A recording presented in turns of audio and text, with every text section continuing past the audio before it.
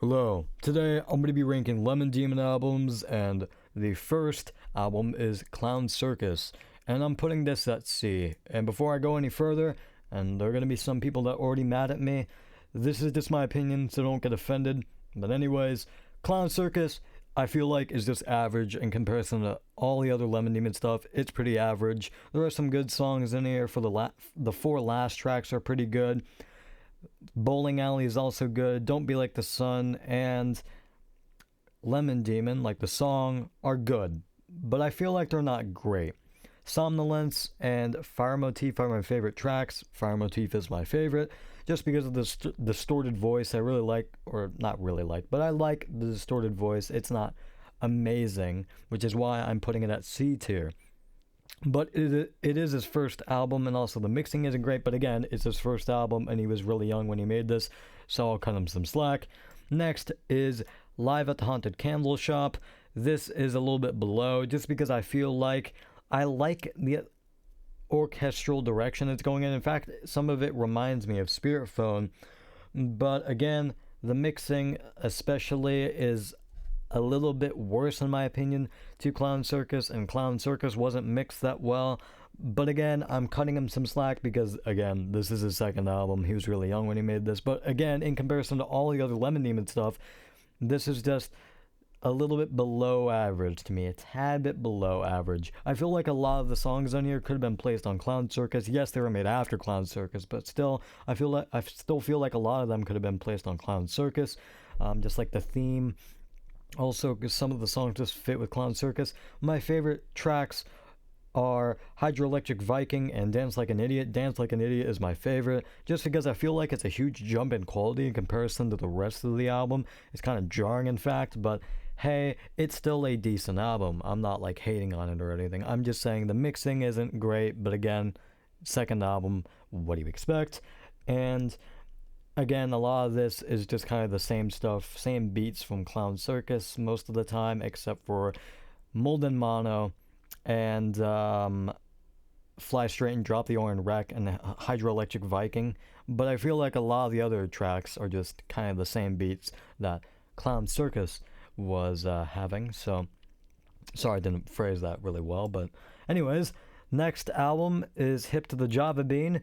This is B tier in my opinion. I'll be putting some more albums on here on the B tier later, but for right now, this is going in B tier because it is his first good, just full stop good album. It's not great, it's not really good. I feel like it's good. Again, same problems with these first two. Again, not great mixing. Some of the tracks are decent. However, there are a lot more tracks in there that are actually good, which is why I'm placing it above these two, because I feel like a lot of these tracks are actually like a lot better than most of the tracks on these two, which you can expect because again, it's his third album. He is going to learn some more stuff about making music in that time, so yeah. But Telekinesis, Relativity, and also basically all the other tracks besides I Know Your Name and Fancy Pants Manifesto are good, and some of them are actually pretty are really close to being really good. Really close to being really good. I feel like I Know Your Name is just not great. It's not that good either. I feel like it's a little bit... Some people are going to hate me for this again. It's a little bit above average, but it's not like really good. It's just good, but not as good as the other good tracks on here, if that makes sense. I don't think it really does, but... And Fancy Pants Manifesto, I feel like it's just a tad bit above average, but not good. Because, I don't know, his voice I feel like his voice really changed from these two albums to this one, but I feel like Fancy Pants Manifesto kind of sounds like these other two albums, especially in terms of his voice and what he just sounds like in general on Fancy Pants Manifesto. But I feel like this is a huge step up from these two, and especially again in his voice besides Fancy Pants and a sort of I Know Your Name, but even then I Know Your Name is a vocal improvement from these first two albums. But yeah, that's it. And it's just a good album. Next is Damn Skippy, putting it in A tier. A tier because it is his first really good album. His voice, again, it's still high-pitched, but it's still, again, kind of matured a little bit. He got a lot better with his instrumentals, a whole lot better, and a whole lot better with his mixing. It is mixed really, really good, really, really well in comparison to his last 3 albums. This is mixed really, really well. There are like no peaks in the microphone, at least that I could tell, especially in comparison to the Hip to the Job. I mean, again, in these other 3 albums, because in those 3 albums, in the first 3 albums, there was some microphone peaking, and this wasn't like super high vocal range either. This was just normal singing because of a fuzzy microphone and some leveling issues, I feel like, and mixing issues, but he fixed them on Damn Skippy, and it shows because the mixing is a lot better. The instrumentals are a lot better. Everything is better. His voice is better. The mood is also more of a happy mood. It's like a nostalgic, it's nostalgic to early 2005 and early 2000s, and I really like that. It's like a happy album, and I like that a lot. There are some creepy parts in it, which I like, some distorted, some distorted sound bites and stuff, and I like that as well. And he also got rid of a lot of the random sound bites from these, again, other 3 albums, because I feel like a lot, especially of his early tracks, some of them had just unnecessary sound bites of just random stuff, and I get it, he wants to incorporate a random sound bite he likes, but it doesn't really relate to the song. However, in these, they actually do relate to the song, and there are very little sound bites, I feel like, in these actual songs, and I feel like it's a big improvement. Next is Live Only Not, and it's an EP, but I'm putting it at A tier. I'm putting it at A tier, right below Damn Skippy, and it is an EP, but it is really good. I see some people hating on this. There are some people that are like, oh my gosh, this is such a bad EP. All the songs in here are improved, except for Spring Heeled Jack. All the songs are improved. Fine is also insane on Live Only Not, and Ultimate Showdown of Ultimate Destiny is also really, really good on this EP.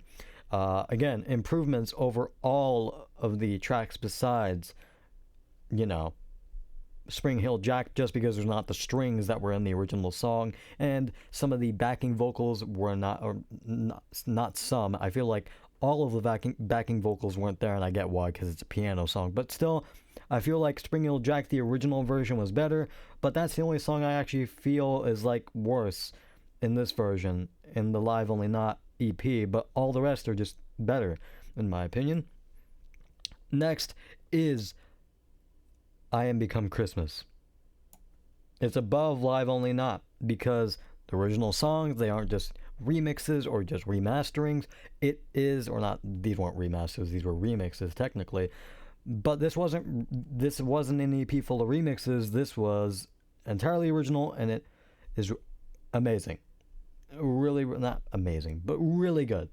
Really, really good. And the only reason I'm putting it a little bit below Damn Skippy is just because it's short. It's 15 minutes. It's normal EP length. But this is called an EP. Nature Tapes is called an EP, and it's 30 minutes. It could technically be an album, but it's an EP. But this is especially an EP, again, being 15 minutes. But it is really good for those 15 minutes. It's like a sort of surreal Christmas, like dark theme to it. And I really like it. Aurora Borealis is not my favorite track on here, believe it or not. It is actually Crypto Santa. Sorry, it took me a while to think of it.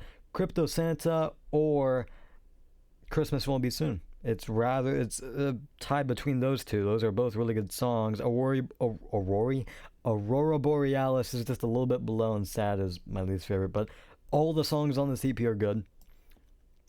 In fact, really good, not just good. Next is Nature Tapes. I'm putting this in the A tier, but at the bottom of A tier. The mixing is good, since this was released pretty late. This was released and not late. This is a pretty new album in terms of Lemon Demon standards. This is 2014 when this was released, And I feel like the problems that it has and the reason why I'm placing it so low, a lot of people, again, are gonna like dislike me for this, but I feel like in terms of mixing, this is really good. However, I feel like most of the songs are just kind of empty. However, I still really like some of the tracks on there. My Trains and Goosebumps. Goosebumps is basically perfect. I can't. It's basically perfect. There's no mixing issues at all. There's no, like, it's not empty feeling. It is really good. It is my favorite track on the album. It is amazing. My Trains is a tad bit empty, I feel like, but second favorite track on the album. Jaws is also a tad bit empty as well, but again, really good tracks. All of these are really good tracks, but I feel like it's missing something, and that's why I'm putting it at the bottom of A tier, if that makes sense, because I feel like a lot of these are a little bit empty. They could use some more instruments in some of these. Everybody Loves Raymond is just insane, and that's probably my third favorite. Jaws isn't my third favorite, sorry. Everybody Loves Raymond is my third favorite. Jaws is probably my fourth favorite. And there are going to be some people, again, that are going to dislike me for not putting Two Trucks as my favorite, but it's not. Even though it's goofy as hell, and I really like it, it's not my favorite. View Monster, going in S. Going in S. It is going in S, ladies and gentlemen. It is not going in S+, because I'm saving that for one of these two. But I'm putting it in S because it is a decent improvement over Dinos Orchestra, and it is a wildly different theme, which I really like. It's way more surreal. A lot of these albums are pretty surreal and kind of dark, but especially this one in Spirit Phone, these go hand in hand because they don't sound a lot alike, but the themes are really, really similar. And you can tell Bill Watterson is really good, my second favorite on the album. The Machine is my favorite. It's an amazing song. The metal drums are really good, and just the chords, everything in that song, it doesn't feel empty. The mixing is also, again, really, really good because this is in the late. Why do I keep saying late? This is his newest album besides Spirit Phone. This was his 2008 album. So before Spirit Phone, but after Dinos Orchestra. Sorry, my wording is awful. It is his second latest album. I should have just said that. I kept dancing around what I was supposed to say. But anyways, yeah, this is an amazing album in all regards. Also, I ranked Satyrus Love Song way too low when I first started ranking songs for this album. I should not have. I listened to the song over and over again, and I realized it is a really, really good track. Same with Damn Skippy. I forgot to mention this.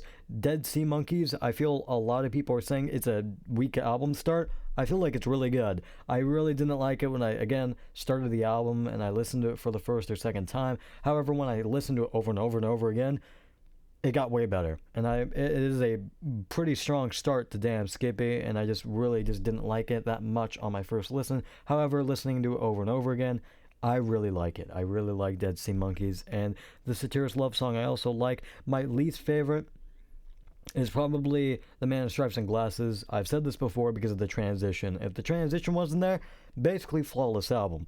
But besides that transition, that's basically it. It's basically almost no flaws whatsoever. Next is Dinos Orchestra. It is super close between these two. I'm not putting it in S+, and you know what's going in S+ already, but it is super close. I'm kind of inclined to say it's a tie, but it is insanely close. The mixing is on par with View Monster, even though it's 2 years earlier.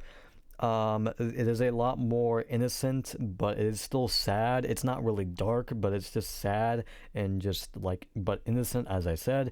And it is his first popular, really, really popular album because of the Ultimate Showdown of Ultimate Destiny, and that was a huge breaking point in terms of Lemon Demon. It basically skyrocketed his popularity. He wasn't really known as an artist before this, besides some mp3.com albums that he released, that is very, very early albums released on mp3.com.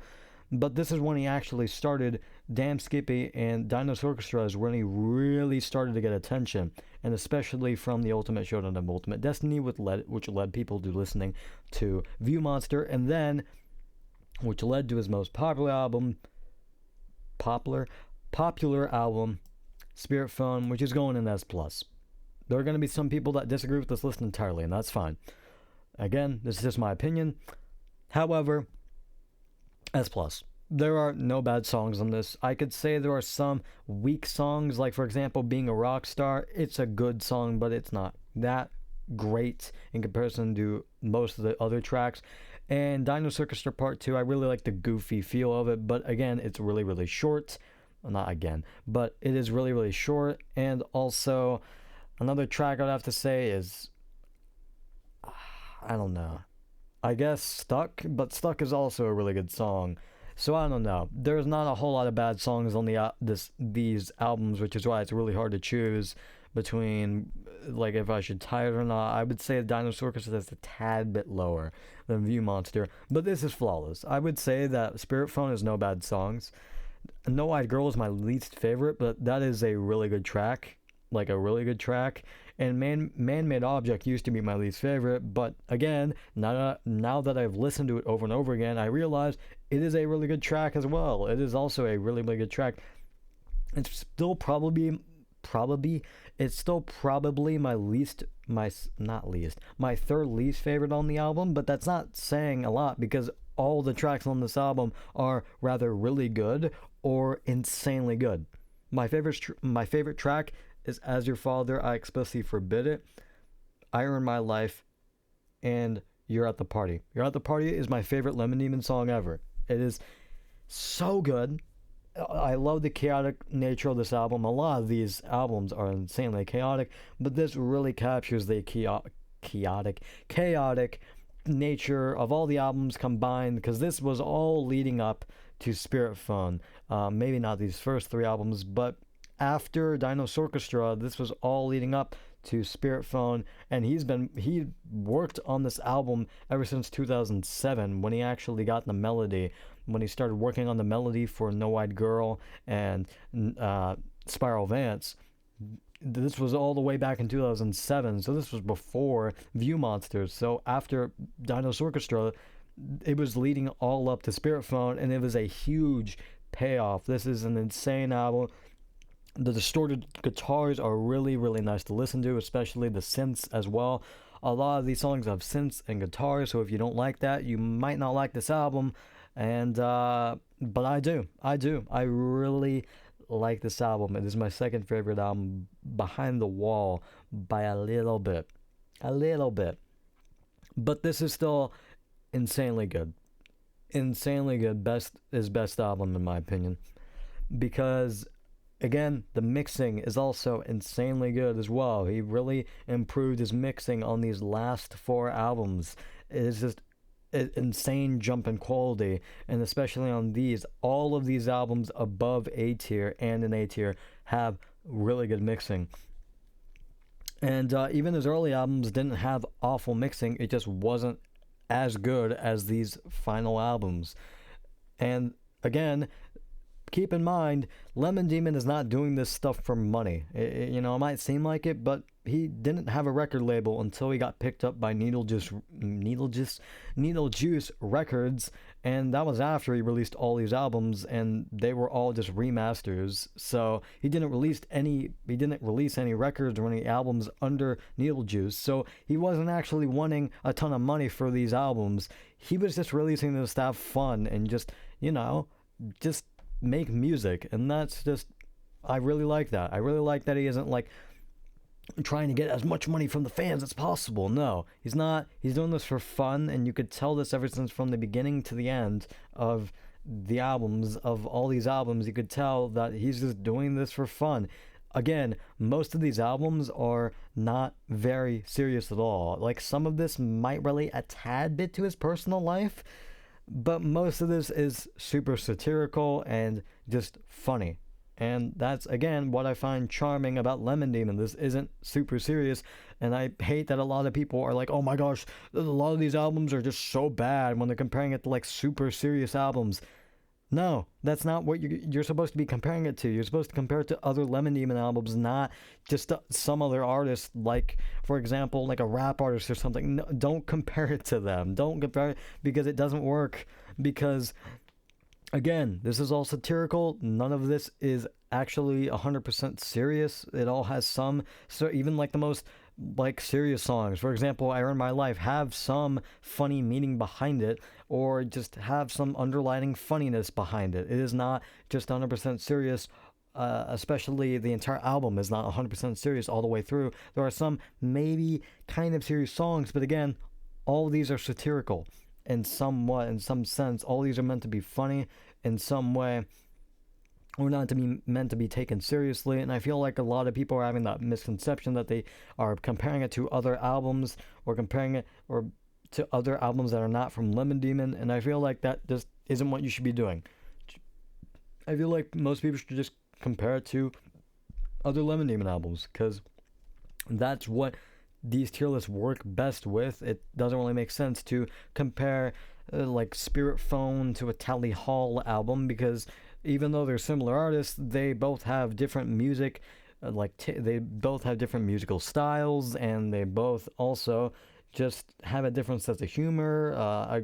Again, both of the artists don't take their songs seriously, but still, I still feel like this Lemon Demon should only be really compared to other Lemon Demon stuff, and maybe some other similar artists, but that's it. Like, don't compare it to super serious artists. I feel like that is going in the wrong direction. Not saying that that's an awful thing to do. I'm just saying that's not a really, really good thing to do, because I just feel like it's not. But anyways, that is it, and I'll see you guys later.